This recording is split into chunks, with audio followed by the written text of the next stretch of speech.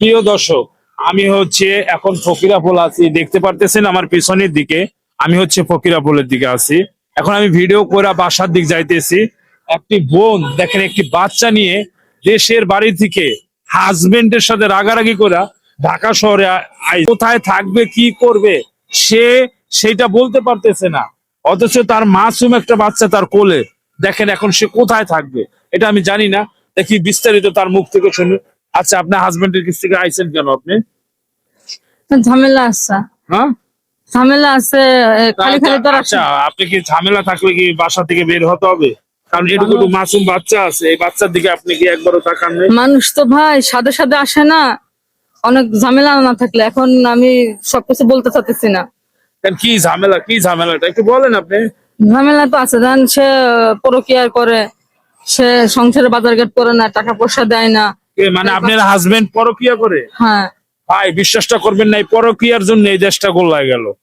তারপর এখন সে আপনাদের খোঁজ খবর নি না? খোঁজ খবর নেয় না, আপনার বাচ্চা কাচ্চা দেয় কয়টা? না। আপনার বাচ্চা কাচ্চা কয়টা? বাচ্চা তিনটা। তিনটা? বাচ্চা তিনটা, খরচ দেয় না। মেয়ের ছেলে মেয়ে লেখাপড়া আপনার সংসার দেয় চলে না। কিভাবে?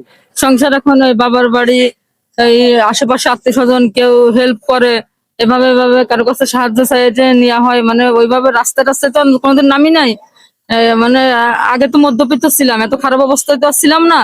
এখন হচ্ছে হঠাৎ করে খারাপ অবস্থায় পড়ছি আর কি। ও, আপনার হাজবেন্ড কোথায় থাকে? ওর কথা আমি জানি না, খোঁজ খবর রাখি না। খোঁজ খবর রাখেন না মানে? মানে খোঁজ খবর দেয় না, তারে কল দিলেও পাওয়া যায় না, মোবাইল বন্ধ। ও, মানে সে পরকীয়ায় লিপ্ত। হ্যাঁ। আচ্ছা, তাই এটুকু একটু বাচ্চা দেখেন কি সুন্দর, দেখেন ফুটফুটে বাচ্চা। এরে দেখলেও কি মায়া লাগে না? দেখছেন কি সুন্দর একটা কিউট বাচ্চা। এরে দেখেও কি আপনার হাজবেন্ড কোনো মায়া নাই এর প্রতি? ভাই যারা একবার পরকীয়ায় পড়ে ওদের আর হুঁশ জ্ঞান থাকে না।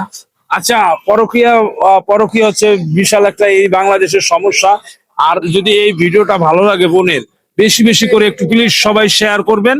কারণ পরকীয়া নিয়ে যে একটা ঝামেলা, এই দেশের মানুষের সংসার নষ্ট হয়ে যায়, সবকিছু নষ্ট হয়ে যায়। যাতে আপনাদের শেয়ারের মাধ্যমে আরো এই বোনের মতন আরো যাতে 5 জনে দেখতে পারে যাদের এরকমের পরকীয়া চলে।